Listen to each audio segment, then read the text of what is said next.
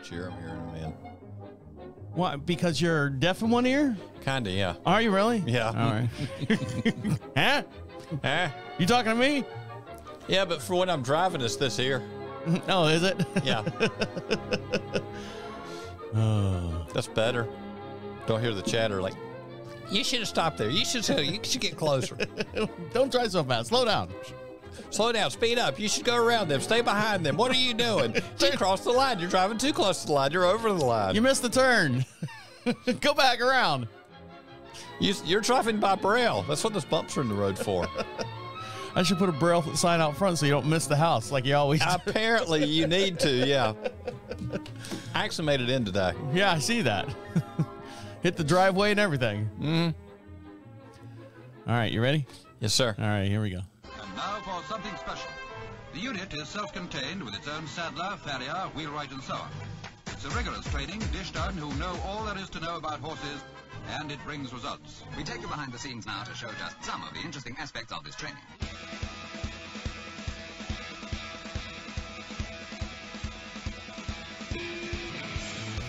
Welcome back to Equine Dynamics with Mike Stine, the #1 podcast to create sounder horses from the ground up. Mike Stine is a registered journeyman farrier with an APF1 accreditation. On this week's show, talking terminology, we're going to talk about the Roach Back. Also, muscling of the back of horses. Good muscling over the loins shows an area of strong of a horse. And also, case study of a horse named Claire and how Mike decided to put shoes on her. All this and much, much more we discuss here on Equine Dynamics with Mike Stine. And over to my far right side is Mike Stine. How are you? I'm doing good. Travis, how are you doing, Doing sir? good. You feel like you're being interrogated or something over there? Yes, with all I do. All the bright lights. You look good, Mike. You always look good over there. So what's new with you, Mike? What happened this week? Well, people have headed north. They had, if you're following 3-day eventing, they had the Land Rover, which used to be the Rolex in Kentucky, this weekend. You didn't go? Not this year. I was there last year. I have been informed there's a couple of horses I work on that may be there next year, and Okay. I'm to be there if they do. And so last Friday I ended up working in the vet clinic over at Granite Farms, and so we changed directions for the summer. Well, good. Are you excited about the summer? Are you excited about the warmer weather coming in? Or I'm excited. We're actually running it cool and kind of wet, so if they ever get the temperature right, we should be able to get a good hay production if we can get it out of the field. Now, are you worried about the horses drinking or not drinking or anything this time of year? Like drinking enough water? Not as much as when we get cold for us. Of course, if you're looking at a lot of the other country, our cold is still warm. Oh, I'm sure. So here on the property, when we first bought the house, we just bought the house and the land. There was nothing on the exterior of the property. There was no pastures. There was no barn. There was nothing but woods. So when we first moved in about 12 years ago, it was my job to clear everything out, right? Figure out where things are going to go. So in the process of when you buy a house, you dump basically all your savings in there, all your money in there to buy the house and buy to upgrade your furniture and whatever you do when you buy a new house. You've exhausted a lot of your funds. So you take some time to recoup some of your funds and everything back. So one thing that we needed to do was the acre when you first come up on the property, the 2 acres that are out there, I needed to fence it in because we had a horse coming here right from Florida, which is Dominique, in about 30 days after we moved in. So we took I don't want to say the least expensive way, but we knew that we wanted a post in the ground. We knew that we wanted at least a 3-rail fence. Mm-hmm. And so I decided to do 10-foot lengths. Right. I'm like, all right, so 10-foot lengths instead of the 6 or 8-foot lengths with the little boards in between. That was the least expensive way to do that. So we spent about $4,200, got all that wood and got all that stuff, and we put it in the ground. Every other post had a concrete bag, but here, coming from Florida, myself as well, we didn't realize how rocky the ground was here in North Carolina. Right. Like Florida, you could dig, 4 feet down or 2 feet down and you hit water. Here, it's nothing but rock and limestone and all this other quartz and everything. So we had to get an auger. So the auger that we got was a small auger, a handheld auger. And we're sitting here trying to, like chipping stones, trying to get through the rocks and stuff. So needless to say, the post for the last 12 years, they've all started to lean.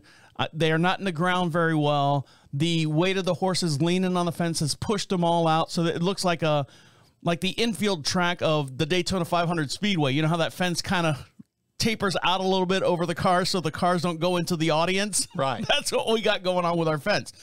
So I don't know if you noticed this, Mike. My trailer out there is all full of lumber. I did notice that. Go ahead. You've been taking some lumber down. I've been taking the fence down, and we're going to move now that we have a tractor, we have a nice size Kubota tractor with a big old 12-inch, 18-inch auger on the back of it. I'm going to put these poles in the ground correctly. You're going to sock them down. I'm going to sock them down. I'm going to put them in there correctly. I'm going to cement them all in, and then we're going to cut the 10-foot sections down to 8-foot sections because now they're not as, they've settled in. They've got their warps and everything out of it. Right. And then I got to do that all the way around the 2 acres. So as you can see, what I did out there was what I did on Saturday. I think I got maybe 12 sections down. I haven't moved the post yet. So that's what I'm doing here on the property. Yeah, sometimes around here in certain spots you can, either peck at it with a digging bar or big hammer drill. Something like that. But like I said, I'm the simpleton. I don't ride the horses. I fix all the stuff that the horses do here on the property. And right now we're getting into spring, and I go, this is a great time. I got the kitchen done. I redid the cabinets, the lower cabinets. I haven't redone the top cabinets. My wife says, we need to get this fence fixed before Diego left again. Right. He's at camp again. Boot camp. Boot camp, yeah, double boot camp. He's going to wear boots now. He might wear boots. I'm not sure. But now I've got that front 2 acres open, so now's the time to do it. So that's what I'm doing. I'm out there doing that. So if I come in with like bruises and cuts on my fingers, it's because I will think maybe you started shooing horses. Exactly. I was going to say, would you team up with Mike and start shooting horses? No, I didn't. So that's what we're doing here on the property to improve our property, so it's a little bit more aesthetically pleasing to the eye. I know the horses don't care, but still, they don't care. They just want to eat. Oh, well. All right, guys, stick around. We got a lot to talk about. And when we come back, we'll talk terminology, and we're going to talk about what is a roach back. Stick around. You're listening to Equine Dynamics with Mike Stine. He'll be right back. Uh-huh. Yeah, in South Carolina, it's a palmetto bug back. Oh, is it? Yeah. The palmetto beetles in South Carolina. You know what? In Florida, everyone calls them palmetto bugs. In Florida, I call them roaches. Well, yeah. They're roaches. Yeah. Not palmetto bugs. I've never called it a palmetto bug. Well, and we've got more palmettos in Florida than I guarantee they do in South Carolina. Yeah, but palmetto bugs makes them sound a little classier than cockroach. Ooh. Well, the roaches that we have, they're scary because they have 2 black dots right over their head, and it makes it look like their eyes. Right. And I think palmetto bugs are just like all the same color all the way down. Pretty much, yeah. Yeah, so they're all gross still. All right, you ready? They'll survive a nuclear blast. Isn't that crazy? Yes. All right, here we go. Welcome back to Equine Dynamics with Mike Stine. He was the official farrier of the 2018 World Equestrian Games. And if you'd like to see us here in the studio for every podcast we do, we have a matching video. We have a lot of visuals to talk about. We have a lot of stuff that we have on our computer monitors here, and you can see it in real time as we're talking about it here on the air. And that case study we have coming up here shortly about Claire and how Mike and why Mike decided to shoe this horse. You can see those pictures up on our website as well as or on the YouTube channel as we're talking about them here shortly. So make sure you go over there, like and subscribe. And over to my far end side is Mike Stine. How are you? I'm doing good, Travis. How are you doing, sir? Doing good. So now we're going to talk terminology. We're going to talk about roach back, or what Mike says, the palmetto back in South Carolina. That's right. When observing the back conformation of a horse, the roach back or palmetto back is rounded upward and can make it hard for the horse to use its back to lift and lighten its forehand. So, Mike, tell us about roach back and everything we need to know and what to look for. In front of the loins, the back spine will be kind of humped up, bowed up, and a lot of the times these horses will be a little sore in the back. They're mechanically probably not going to come through in the back end like they should. If you're just looking at the shoulders and the front end, they're probably going to be a little straight at the shoulders and leaning on the front end. But it will affect, or it can easily affect performance. So it's something that I am paying attention to when I'm trying to make some decisions on what to do with a horse. Now, is this a rider issue or is it a foot issue? Yes. Okay, well, so let's start with the rider. How does the rider influence a roach back? Anytime that you have a rider that is, you know, most of the time what you're going to see is a dropped out back, you know, as far as like a sway back. If, you know, if the rider is too heavy handed or whatever. If a horse is pushed too hard, too young, can we create some problems in the back? Yes, we can. Now, when you say pushing the horse way too young, I think last episode we were talking about making sure we're watching the horse's feet as they're a baby, and, you know, to make sure that we're doing this and wait to see how the legs develop out. So when you say working the horse too early or too much young, what's that comfortable balance in between? Or is there? Well, horses will go a long way for us if we don't handle them in bad ways. Right. And they can. And I'm not going to say never work a horse. It's just building into it. But I've seen too many times where somebody is out there and we want to start jumping, so we train the back by jumping. And I think that as time goes, there's less emphasis on going out and doing just road work, putting miles on, getting a horse fit. We get the horse fit by drilling what we're doing in competition. And I think we're creating more injuries that way than we used to ever see. So how does the feet affect or cause roach back? Well, when you're looking at your palmar angle, if you've collapsed your palmar angle in the back end and or front end, and the body can't move, well, that will affect what the back does. If you've got a roach back and it is created by, oh, we've gotten sore, we're trying to avoid something, we're bowing our back up to get away from it, we're stiffening it up in our loins, and the pelvis doesn't move through, and in turn, that will affect what happens with feet. Because if we stiffen that up and we're end up driving the hind end out from under it and straighten out the hind legs, well, that's going to affect the palmar angle and end up collapsing over time. Now, out of all the horses or styles or ridings of horses, which one do you see the roach back happen the most? Is it dressage? Like I always bring up dressage because that's what my wife rides. Right. Is it the hunter jumpers? Is it, you know, what style of riding do you see most commonly with roach back? Well, right now in my career, I'm doing, as far as back problems, I'm probably seeing more with dressage horses, but my business is a lot heavier in that direction at this point. That and 3-day event horses. I hate to say that, but kids have to start somewhere. Kids hunter horses, you see a little bit more of this. I don't really work on reining horses and that sort of thing at this point, and never spend a huge amount of time around them. I've got friends that do, but I think that you do see some roach back on that type of a horse, on some of our quarter horses. And, you know, you see it with all breeds at 2 different degrees. It's just like with the eventers that I do, most of them are they've got are more experienced. A lot of them have ridden upper level or are riding upper level, and they've done it long enough. They know how to start prepping horses and bringing them up through the ranks over getting, okay, I can do this now, and getting excited about doing the event and concentrating on over jumping, over drilling, you know, that sort of deal. How long would a roach back take to form? I mean, is this something that happens not overnight, I'm assuming, but I mean, at one point, should you be looking for, hey, my horse is starting to do this? There are horses that have not been ridden that end up with roach backs because of conformation issues, because of movement issues, because of whatever. There are horses that is developmental. And the ones that are developmental, that's where how we're riding a horse, how we're training a horse, what we're doing as far as farriers has a direct effect. And with horses that are starting, inexperienced riders, you probably have a lot more of that.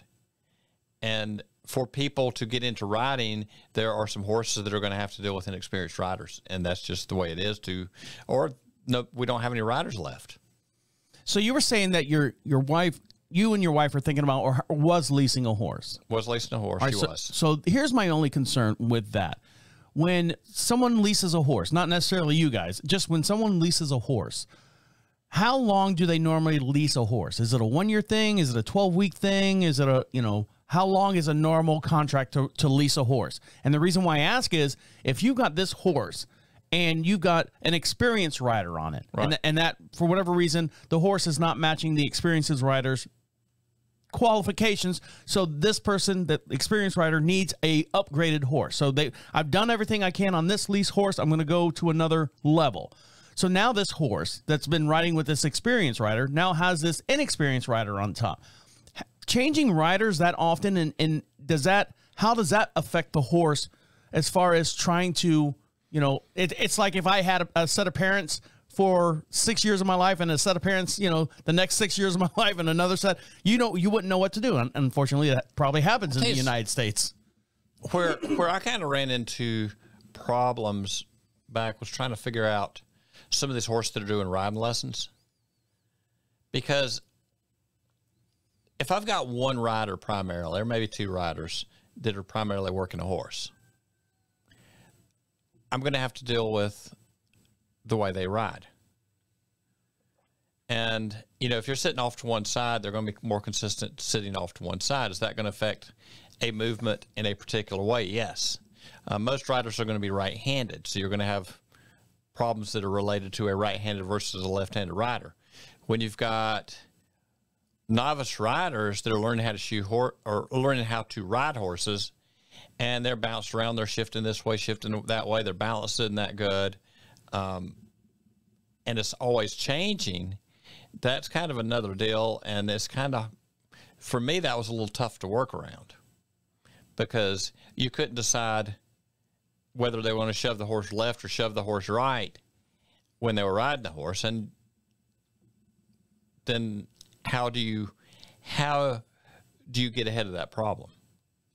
So that's a tough deal. And, there are horses out there that teach kids to ride, have taught people to ride for years and can come through it reasonably okay. But there's also, it's hard to keep them off the forehand. It's hard to keep the hind end under them, and it's hard to keep their back out of a bind. So, that is a challenge for these horses that are teaching people how to ride. Do you see a lot of Roach Back in teaching horses, the horses that teach? I think so. I think that's where to me was more of a problem to figure out how to deal with. And part of the problem is the riding skills were not at the level of what I'm dealing with now. Mm-hmm. And also, depending on who was up there, it was kind of always changing. And it's the same thing. You're always trying to get a horse to lift and carry itself, and then tack, rider, whatever it may be, is always trying to shove it back down. All right, guys, stick around. When we come back, we're going to get into the muscling of the back of a horse. So stick around. You're listening to Equine Dynamics with Mike Stine. He'll be right back. I was trying to stretch that out a little bit because I saw, as soon as you said the definition, we kind of went, and I go, all right, well, here we go. Time to pick up the ball and run. Yeah. So that's why the question. No, that's good. You got to keep me on something sometimes. Like I say, you need to, You need your own bridle and a shot collar. Yeah. In fact, that might work. That might be what we'll do next time. Shot collars. Shot collars? We'll just take turns shocking each other. Why me? I'm not. I'm on the ball here. Why are you shocking me? You are, but I gotta have something for entertainment. Oh, all right. You ready? Yes. All right. Here we go. Bustling back. Welcome back to Equine Dynamics with Mike Stine. He was the 2017 American Eventing Championship farrier. And don't forget, if you'd like to ask Mike Stine a question at any time, go to equinedynamics.com. At the top of the page says contacts. Make sure you ask your question and fill out the little form there. Put a return address. If we answer your question here on the air, we'll send you out some free swag. Mike's got some stickers, some magnets and stuff. And don't forget, any of you locals out here that live in the North Carolina area, Charlotte area, we are doing a live appearance at J&L Elite on May 13th. That's May 13th, right, which is a Saturday at J&L Elite. So come out and see us, and all the information will be available over on Mike Stine's Facebook page. So make sure you go over there and like Mike Stine, Equine Dynamics Mike Stine on Facebook as well. And over to my far inside is Mike Stine. How are you? I'm doing good. How are you? Doing good. I'm going to get you a shock collar is what I'm going to do. keep you in line. All right. It won't work. I know. It probably won't. You just get used to it. So now we're going to talk about the muscling. Turn up the power. Full blast. But I'll put it on bear setting. Okay, cool. So now we're going to talk about muscling of the back. So, Mike, when we say muscling of the back, are we still referring to the Roach Back, or are we talking a totally different aspect of the horse? Well, this does play into, well, any horse, Roach Back horse or whatever. We just brought up the Roach Back today because there's a particular case kind of builds around that a bit that I worked on. Okay. And but any horse, we need good even muscling. We need the back to be supple. If the back is not muscled, it can't lift. If it's not lifting, there won't be muscle. For the horse to come through at the back end, the back must lift. For them to get off the shoulders and the shoulders move freely, the back must lift. It's just... Now, a while back, I think it was in season 4, you were talking about that you saw like the wild Mustangs out there on the High Banks area. Is it the High Banks area? Sure, we'll go with that. The Outer Banks. And all these wild horses were running around out there. And you said that some of them had that droopy without having a rider on them because they're wild. Right. Now, should we worry about muscling back on them, or are we only talking about horses that are being ridden? Well, I'm talking about horses that are being ridden. Okay. Now, if you go to Mustangs in other part of the country where they're covering a lot of ground and there are a lot of rough terrain, you'll see some really strong backs on them because of where they live. And, you know, some of these Outer Banks horses, because of the soft ground, you got a lot of flared out feet and that sort of deal because the ground is soft and it's not as abusive to the foot. So you end up with flares and that sort of deal, where a horse in hard country will wear a lot of the foot off. The flares will blow off of there, and you'll have a much tighter foot. Now, when you talk about the Outer Banks having that soft sand, sand, yes, and you said that that's bad for the foot because there's nowhere to kind of be an abrasion or like a pumice to rub everything down, I would think that the muscle tone definition in those horses. Mike, you ever walked on the beach? Yeah. Where do you walk on the beach? Do you walk closer to the water or away from the water? I walk on the sidewalk. Well, if the beach didn't have a sidewalk, would you walk closer to the water or away from the water? Well, I mean, because away from the water does play different on tendons and ligaments and that kind of deal. Yeah. The other thing that makes a difference, depending on where they are in the country, you've got a horse that mills around and moves a couple of miles a day. You've got a horse that moves 15, 20 miles a day. I'm going to get him. He's been bothering me here in the studio. I get him? Is he dead? Probably not. Oh, damn it. All right. Probably not. So good muscling over the loin shows that the area is strong and the horse uses its back well. If a horse has poor muscling, the hollows before and after the, what is that, tuboscaral joint? Oh, I'm sorry, the lumbar sacral joint. Okay, the lumbar sacral joint. The horse will move flat, hollow, without engaging its hind end or using its back. So good muscling over the loin is what you want for if you're a rider horse, not a pasture horse. Right. Right. Pasture horses are going to be where they are. There's not so much. That's them. That's they it. Want to eat, mill around, do whatever they do, harass each other every now and then. Get into trouble. Yes, get in trouble. They go lean on the fences and push the fence post over so you get that nice NASCAR banked fence. That's what I got going on right now. So what's the best way to help a horse create muscling in the back? Now, I know a while back you were talking about tapping the horse in the chest and making it do those almost like horse sit-ups. Right. Is that where a good, how to help a horse? If a horse is dropped down between, its withers are kind of collapsed between its shoulder blades, yeah. Yeah, because they should be up, lifting up, not crouched down, because you want the horse at least an even back. Now, there's a lot of horses ended up downhill, and they're kind of sagging between their shoulder blades. That's in a muscle sling. And we can work with that, and if you build the muscle in, we can make some improvements there. What we're doing as a farrier makes some difference there. The work program of a horse, well, if you start off over fencing a horse immediately and we go jump, jump, jump, jump, jump, and the back's not strong enough, we can end up with some back problems, such as roach back, such as SI problems, and whatever. If, you know, I'm looking at the hind end of a horse, you know, between that area around the stifle, I want to see basically a nice triangle kind of filled out there, not really an uneven situation there. And some of that has to do with how much flexion you got in the back end and how much the pelvis is rolling under or not.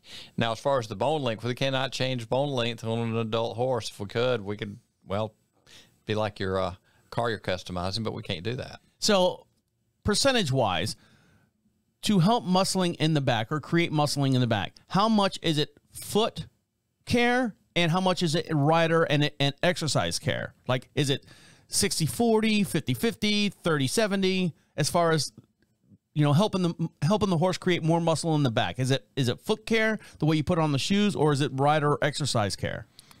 If I've got a horse that lives on the side of a mountain, he's going to have a strong back. I've got a horse that lives on the flat land and he's not ever asked to traverse terrain, he's not going to have near as strong a back. So some of it's living conditions. Rider, if I've got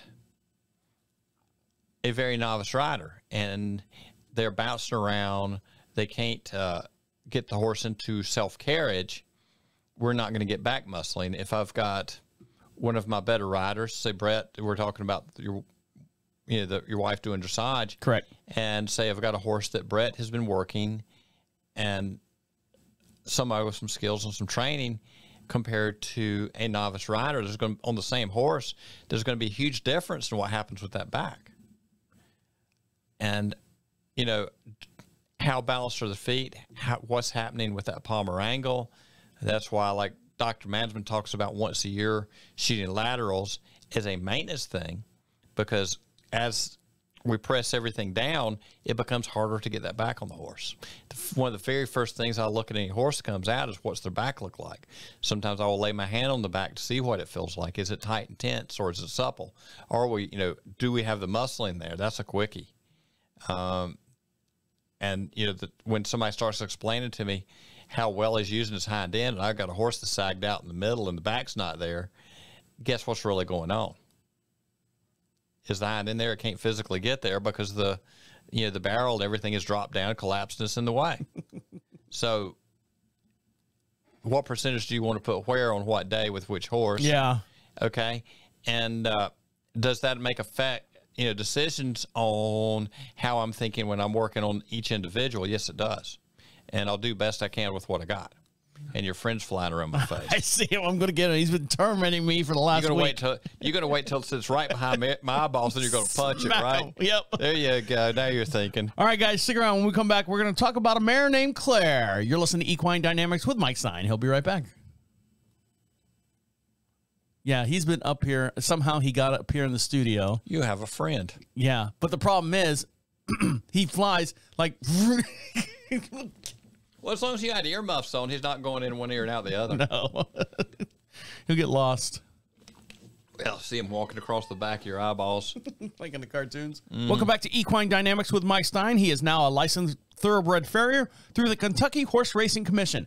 And if you'd like Mike Stine to come out and perform a live clinic at your location or event, just email Mike. Go to equinedynamics.com. At the top of the page says clinics. Fill that out, and Mike will reach out to you and contact you and set up a time and date. And don't forget, on May 13th, we will be out live broadcast at J&L Elite over here in the local Marshville area, over here just outside of Charlotte, North Carolina. Make sure you follow Mike over on Facebook. Make sure you like and subscribe to him over there as well, and you can get all the details the closer we get to that date. And over to my far right side is Mike Stine. How are you? I'm doing good, Travis. How are you doing today? Doing good. Now, we're going to talk about a quarter horse named... You all right? Was that you? Possibly. All right. We're going to talk about a quarter horse mare named Claire. So let's switch screens here so everyone can see Claire's feet. Oh, what beautiful feet she's got there. So what are we looking at? Okay, if we look at this little mare, she's a nice little mare. And we look at the shoe job, and we look at the back of the foot, and look at where the heels are pulled under from the bulb of the heel, and you can see where there's been some stress in there. Okay, I'm looking at it slowly. Okay. As a new guy, And they're not. I see that the horseshoe doesn't go all the way to the back. I guess, are we concerned about this area right here on the back of the heel? It's kind of compressed under, right? Okay. I'll take your word for it. And if you see that growth line in the foot, a little bit further forward, up over the nails, you can see some growth rings, and you see the stress on them from front to back.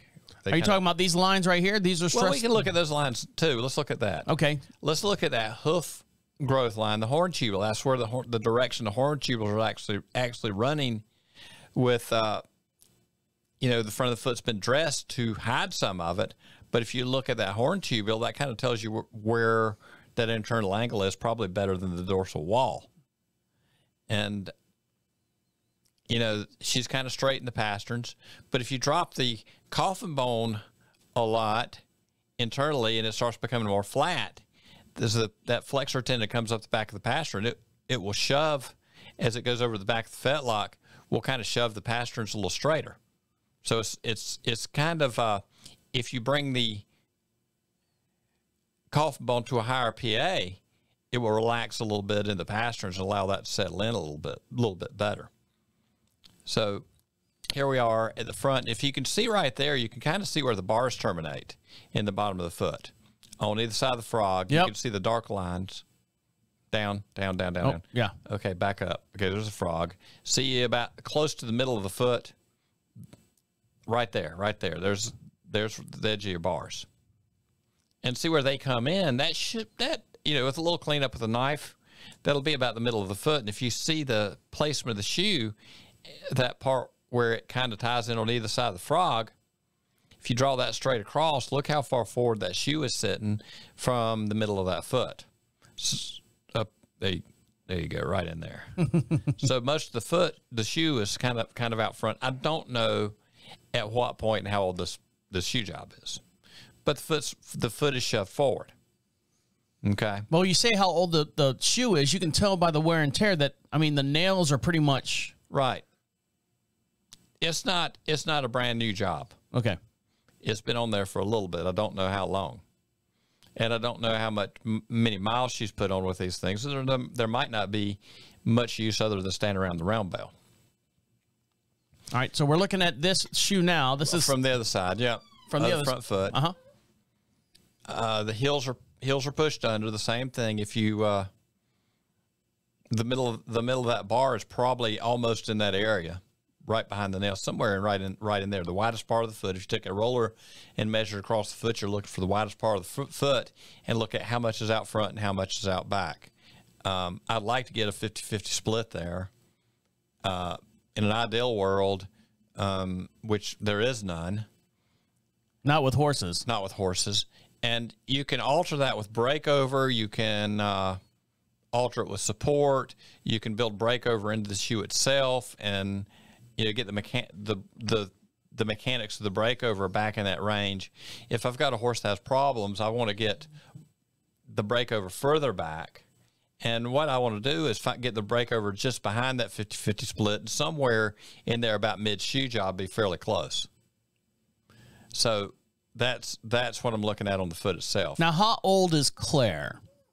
Middle age, somewhere. When you say middle age for a horse, what are you talking about? 20s, 30s, 10, 15? 10, 15. I hear that fly in the thing. Hold on. I think I missed him. But I heard him in the microphone. Did you hear him? No, I did not. It's little wings. I hear it. It's a sensitive microphone. You're a sensitive fella, Travis. I am a sensitive fella. Okay. So, middle age. What is middle age for a horse? I forget. Remind me again. Well, a middle age for a horse is probably actually close to its middle age. Okay. I'm going to say this horse is, let's say 14. Okay, 14 is a good age. She's got a nice little career as a ease around trail horse. I was going to say, what is her job? Her job is easing around, enjoying life, eating. So not a whole lot of stress on these. Now, not a high stress situation, but the mechanics of the situation, could they be a little different? better. If you look at her shoulders, she's very braced in front of the scapula, which we don't have a lot of pictures of that. And one reason we brought her in is she's a little roach back. She's sore in the lower back. Okay, we'll get to that picture here in a minute. So what are we looking at here? Now she's got her nails done. She's all beautified and everything. And that is a red rocker I chose to go with to get her to start moving forward a bit on the front end. And, you know, I didn't want to get rid of a lot of depth on the foot because they're just, I mean, really, even though the feet were long, when you started looking at that sole, it was real flat. And I wanted to preserve as much as I could. And I wanted to get some mechanics where the horse's angle could come up and not crush the heels under. So this is a rocker foot here. This is a little red and steel rocker. And you know, she trotted out pretty happy in that she was pretty stiff trotting with the other shoe. Now, being that she was sore in the lower back, you know, from the lateral shot, she was a little roach backed. And so here's the back of the horse. Right. And you can't, I mean, it's kind of hard from that angle to tell a lot. Didn't take a lot of pictures, should have. Her mane looks good. Her mane looks good. She's cutie. And, but a little sore up forward to where you've got your pointer. Not that far up, a little further back, that lower back. Mm-hmm. And she's a little tight. And at least we could allow her to roll through and get some movement in the shoulders. I mean, there's a little bit of hollowing, you know, in behind the withers and whatever. And I'm pretty limited to a pair of shoes on the horse. Now, in an ideal world, money's not a factor or anything else. I would have liked to have gone on and done some work on her back end to get the mechanics in the back end a little better, because she was kind of dragging herself in the back end. And I think what we did, putting some mechanics on the front end, at least allowing the shoulders to move, helped her start getting through in the back end. But reality, if you want a horse to move, you've got to get the motor going. Which is the back end. Which is the back end. And the lower back and back is more sort of like the transmission. Transmission's got to work for the front end for front end work. And if not, they should be rear wheel power, not front wheel drive. And you know, she was kind of working like she was front wheel drive. She was going to pull herself along. So we wanted her to push. And so now you've done her shoes. What's the latest on Claire? She's going trail riding. She's good to go. When's the last time you seen Claire? A few weeks ago. Okay. And I think she's moved somewhere else. I only saw her a couple times, but you know, as far as the little bit of a roach back appearance, which was not bad on her, just because we could get her where her shoulders were loosened up, that seemed to settle down some. And hopefully with her career, or whatever she does, if they turn her into a broodmare or whatever, that will keep her back happy. Now, eventually, because she's a trail rider and then she might be turned into a broodmare, are those shoes going to come off, or she's always going to have shoes? I don't know. Yeah, you don't know. She is moved to another part of the country. Oh. But if she was still here, would you suggest that the shoes come off eventually, or still continue to do the shoes? If we could get everything mechanically where it needs to be, if we could get the foot to toughen up and all that, and if she could handle doing some light trail riding barefoot, that'd be fine. But that's a big if. There's a lot of ifs. There's always a lot of ifs. As far as a broodmare, there comes a point where, in my mind, I want to get the broodmares barefoot. Most of them are going to be, for some reason, expenses. If for no other reason, as they start packing on weight, there is some expansion in the foot, and it needs to be allowed to, because of the extra weight they're carrying. They're packing on a couple hundred pounds. Kind of like the all-you-can-eat buffet, Travis, except different. I love those. I didn't say that. No, but you know, our feet need to be able to do that. The other thing is when you've got a baby on the ground, and if they're in a confined area, and if the mare steps on the baby, we don't want to create any extra damage to the baby, because the mare had something on her feet. Yeah. All right, guys, stick around. When we come back, one more segment, we'll wrap up the show. You're listening to Equine Dynamics with Mike Stine. He'll be right back. I know, I heard like gurgle, gurgle, gurgle. I'm like going, was that you? Yeah. That's all right. Yeah, it's a lot better sometimes if you can't hear everything. Right. Sometimes. That way it's not a problem. Ready? Yep. Welcome back to Equine Dynamics with Mike Stine, the #1 podcast to create sounder horses from the ground up. Mike Stine is a registered journeyman farrier with an APF 1 accreditation. And don't forget, for every podcast we do, we have a matching video as well. We have a whole YouTube channel with oodles and oodles of videos. Make sure you go over there, like, subscribe, and you can see us here in the studio, me waving to Mike, Mike waving to me, and all the other visual aspects that we have going on, like the actual pictures of Claire the mare, her feet up there, and all the other different case studies that we've shown here on Equine Dynamics. You can find those over on YouTube as well. And if you have a question for Mike Stine, go to equinedynamics.com. At the top of the page says contact us. Fill out that little form there and put a return address. And if we read your question on the air, we will send you out some free stuff from the podcast here, some magnets, some buttons, some stickers, some keychains. Oh, you're out of keychains, aren't you? Yeah, you're out of keychains, so I got to get you some more keychains over there. And over to my far inside is Mike Stine. How are you?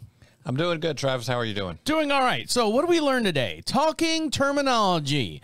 What is a roach back? How does it happen? And how can we prevent it? Palmetto back. Yes. Yes. Roach back is that lower back, is the spine is kind of humped up. Some of it is, you know, the way the muscles have developed, and taking our time and preparing horses for the job before we expect them to perform hard. Let's get a horse fit before we decide they're going to jump, and then let's be reasonable about how much jumping they're doing. Is jumping their fitness level? Can we kind of beat them up doing that if they've been overjumped for their fitness level? Now, when we got Dominique, and I say that because of that tends to be one place where I see that. Well, like I was going to say, when we got Dominique, she was a hunter jumper. My wife was a hunter jumper. And then we slowly transitioned her into dressage because she had a better movement on the ground than she did on the hunter jumper thing. Right. So that's where she went. I think that Dominique, what she really wants to do is eat. Don't they all want to eat? Well, yes. That's kind of my objective. Right. All right. And muscling of the back, how to create muscling, and what does good muscling do for you versus what bad muscling can lead to. Let's prepare our horses for the jobs. Let's get them fit enough for the jobs. Let's don't over push them. And I'm not going to say horses shouldn't work hard, because I've got plenty of them that really go at it pretty hard, and they do well, and they do well for a long time. But building up and preparing for what we're asking them to do is a huge part of it. Fitness level. Fitness for performance. How's that sound? It sounds good. We should have horses fit for the jobs that they should do. We should pay attention to what's going on with their muscling. Are they locking up? Are they bracing? Are they developing where they should, so that they can lift and carry themselves through it with minimal amount of damage? And a story of Claire the mare, and why Mike decided to shoe this horse. And I'm going to switch over to the picture so we can see him. Well, the reason that I went the way that I did was to hopefully get some movement in her shoulders, because that was where I was allowed to work and deal with the really flat foot. And, you know, high likelihood that if you look at those horn tubules and the really flat foot and a few other things, we're probably dealing with a low palmar angle deal, and trying to get off of the compression in the back of the foot, because the back of the heels were compressing under. So if putting in the rocker, you're not setting the horse into a fixed position, and they can, as their body shifts, they can adjust that palmar angle and get some blood moving. And also it's kind of eliminating the crushing effect on the back of the foot. So we get the pressure off there, and you know, the rocker has to be in the right place, because what I want the horse to do is when they load to actually lift up a little bit, because if you get it too far forward, you're slamming them back on that tendon, and you don't want to do that. You want the body weight to lift them, but you don't want to lock them in the toe. You want them kind of floating in there. Nice, comfortable place in a rocking chair. It is. All right, guys. On that note, Make sure you follow Mike Stine. If you like for him to perform a clinic out at your location, go to equinedynamics.com. At the top of the page says clinics. Fill out that little form there. He can come out to your event or your location.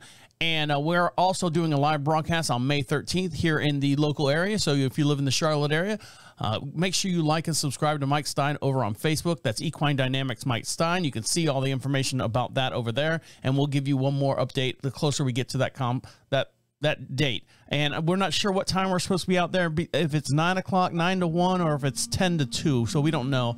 Okay. But we'll be out there in the middle of the day. So make sure you guys come out to J&L Elite. Should know something this afternoon. Okay, that'll be great. And we'll have that up on Mike Stine's Facebook page. That's Equine Dynamics Mike Stine. All right, guys, on that note, we're going to let you get back to enjoying your horses on behalf of Mike Stine over there. Thank you. Have a good day. Have fun with your ponies. My name is Travis Singh. See you next week. All of your work is done. Just close your eyes. Jesus, what do you got, a bowling ball over there? Dream on. That's all right.